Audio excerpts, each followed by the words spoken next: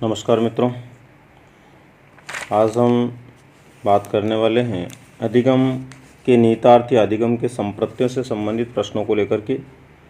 हर बार परीक्षा के अंदर यहाँ से एक दो प्रश्न जरूर पूछे जाते हैं जिनमें हमारे छोटे छोटे से बिंदु होते हैं: रुचि, अभिरुचि, आत्म संप्रत्यय, मनोवृत्ति, आदत और सामाजिक कौशल। तो चलिए इनसे संबंधित कैसे प्रश्न आते हैं परीक्षा में, उनको लेकर हम बात करते हैं। आज का हमारा पहला प्रश्न है: एक बच्चा सदैव दूसरों के प्रति सहानुभूति दिखाता है, यह आदत कहलाती है। विचार संबंधित आदत, भावना संबंधित आदत, नाड़ी मंडल संबंधी आदत, नैतिक आदत।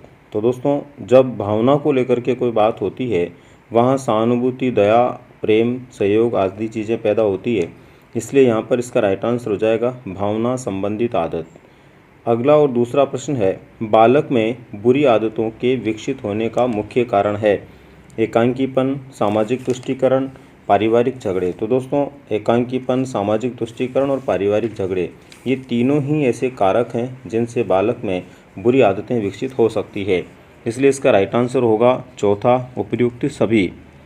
आज का हमारा तीसरा प्रश्न है: आदतों के संबंध में निम्न में से कौन सा कथन सही नहीं है? आदतों के संबंध में निम्न में से कौन सा कथन सही नहीं है? आदतें जन्मजात होती है।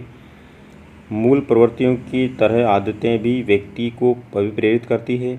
आदत निर्माण का आधार कोई मूल प्रवृत्ति होती है। व्यक्ति में यदि किसी बुरी आदत का निर्माण हो जाता है तो उस बुरी आदत को वह बुरी आदत प्रयासों से छूट जाती है। तो दोस्तों, इसमें 2, 3, 4 यानी कि दूसरा, तीसरा, चौथा ऑप्शन सही है। ऐसा होता है, मूल प्रवृत्ति जो है उसकी तरह आदत भी व्यक्ति को प्रेरित करती है। आदत का निर्माण जो होता है कभी कभी मूल प्रवृत्ति के आधार पर होता है, और व्यक्ति में यदि किसी बुरी आदत का निर्माण हो जाता है, जो बुरी आदत से होती है वो प्रयासों से छूट सकती है। लेकिन आदतें जन्मजात नहीं होती, आदतें सदैव अर्जित होती है, इसलिए इसका राइट आंसर होगा आदतें जन्मजात होती है, यानी कि ये इसमें गलत कथन है। नेक्स्ट और चौथा प्रश्न है: आदतों के निर्माण में सबसे महत्वपूर्ण भूमिका किसकी है? अभिभावक की, शिक्षक की, सहपाठियों की, सभी की। तो दोस्तों, आदतों के निर्माण में सभी की भूमिका होती है। अभिभावक के कारण भी बालकों में आदतें पैदा होती है, टीचर्स के कारण भी होती है और मित्रों के कारण भी होती है, इसलिए इसका सही उत्तर होगा चौथा। अगला और पांचवा प्रश्न है: रुचि के संप्रत्यय के 3 मुख्य पक्ष निम्न में से किस विकल्प में दिए हुए हैं? पहला है वंशानुक्रम, मूल प्रवृत्ति, विचार।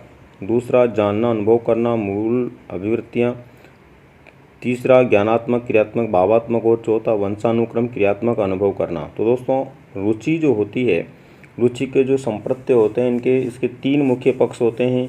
सबसे पहले तो उसके लिए अपना ज्ञान हो, उसके बाद में क्रिया और उसके बाद में भाव।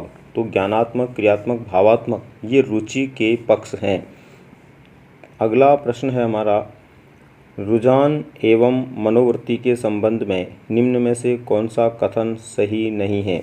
मनोवृत्ति वंशानुक्रम से प्रभावित नहीं होती, दोनों वातावरण से प्रभावित होती है, दोनों के बनने पर अकस्मात विशेष प्रभाव डालते हैं, अध्यापक दोनों के विकास में सहयोग कर सकता है या सहयोगी होते हैं। तो बिल्कुल इसका राइट आंसर होगा चौथा, अध्यापक दोनों के विकास में सहायक हो सकते हैं। नेक्स्ट है: विद्यार्थियों की अभिवृत्तियों में परिवर्तन के लिए निम्नलिखित में से किस विधि का प्रयोग अध्यापक को नहीं करना चाहिए? जो यहाँ पर आदत परिवर्तन या अभिवृत्ति परिवर्तन या सोच परिवर्तन से संबंधित कुछ विचार अध्यापक प्रस्तुत करते हैं या कुछ कार्य अध्यापक के द्वारा किए जाते हैं, तो ऐसा कौन सा कार्य जो अध्यापक को नहीं करना चाहिए? पहला है दबाव से किसी बात या विचार के लिए राजी करना, किसी विचार को दोहराना अथवा दृढ़तापूर्वक व्यवहार, किसी प्रशंसनीय व्यक्ति द्वारा समर्थन एवं स्वीकृति, संदेह के साथ साहचर्य स्थापित करना। तो दोस्तों, यहाँ पर फर्स्ट होगा, दबाव में लाकर बालक को किसी विचार के लिए राजी नहीं किया जाना चाहिए, ये कार्य शिक्षक को नहीं करना चाहिए। बाकी इसके अलावा और कार्यों के माध्यम से वो बालक की अभिवृत्तियों में परिवर्तन ला सकता है। आत्मसंप्रत्यय के संबंध में निम्न में से कौन सा कथन सही नहीं है? परिपक्वता एवं आत्मसंप्रत्यय में कोई संबंध नहीं है। व्यक्ति अपने आत्मसंप्रत्यय के अनुसार ही संसार के प्रति प्रतिक्रिया करता है। योग्यता के संबंध में यदि आत्मसंप्रत्यय ऊंचा हो तो योग्यता भी उच्चता की ओर होती है। आकांक्षा का स्तर वास्तविक होने का प्रभाव आत्म प्रत्यय के विकास पर धनात्मक होता है। तो दोस्तों यहाँ पर बी, सी और डी ये तो सही आंसर है, ऐसा तो होता है, लेकिन इसमें पूछ रहा है ये कथन, जो गलत कथन पूछ रहा है, कथन सही नहीं है पूछ रहा है, इसलिए इसमें पहला होगा परिपक्वता एवं आत्मसंप्रत्यय में कोई संबंध नहीं है, जबकि ऐसा नहीं है दोस्तों। आत्मसंप्रत्यय और परिपक्वता आपस में घनिष्ठ संबंधित है। नेक्स्ट है 9वां प्रश्न आज का। एक विद्यार्थी एक समस्या के प्रासंगिक अनेक उत्तर प्रस्तुत करता है तो वह दर्शाता है प्रवृत्ति को, अभिवृत्ति को, रुचि को, कोई नहीं। तो दोस्तों जब किसी समस्या के समाधान या प्रसंग को लेकर के भिन्न भिन्न प्रकार के जवाब बालक के द्वारा दिए जाते हैं तो ये उस बालक की रुचि को दर्शाता है कि संबंधित कार्य व्यवहार के प्रति उसकी उसमें रुचि कितनी है। आज का अपना आखिरी प्रश्न दोस्तों, अधिगम को सर्वाधिक प्रभावित करने वाला कारक निम्न में से है। नीचे 4 कारक दिए हुए, उनमें से सबसे ज़्यादा कौन सा कारक प्रभावित करता है अधिगम को? विषय वस्तु, रुचि, विधि, सीखने का समय। तो वैसे तो टॉपिक के अनुसार आपको सीधा सीधा उत्तर इसमें नज़र आ गया होगा, लेकिन फिर भी अपन बात करें दोस्तों, रुचि इनमें से वो कारक है जो इन सब में सर्वोपरि है। चाहे कितनी बढ़िया विधि हो, अगर बालक की पढ़ने में रुचि नहीं है तो अधिगम नहीं कर पाएगा। सीखने का समय बालक की रुचि पर डिपेंड करता है। अगर बालक की रुचि है और सीखने का समय कैसा भी हो, थकान भी हो, तो भी रुचिकर तरीके से पढ़ता है तो उसको अधिगम हो जाता है। रुचि नहीं होती है तो नहीं पढ़ पाता है। विषय वस्तु कैसी भी हो, अगर उसके प्रति आपकी सकारात्मक रुचि है तो आप उसको सीख जाएंगे, और अगर आपकी सकारात्मक रुचि नहीं है तो नहीं सीख पाएंगे। तो यहाँ पर अधिगम को प्रभावित करने वाले दिए गए कारकों में से, जो कारक यहाँ दिए गए उनमें से सबसे ज़्यादा महत्वपूर्ण या सर्वाधिक प्रभावित करने वाला कारक रुचि है। तो ये थे दोस्तों आज के 10 प्रश्न, जिनका संबंध था विभिन्न प्रकार के अधिगम के संप्रत्ययों से।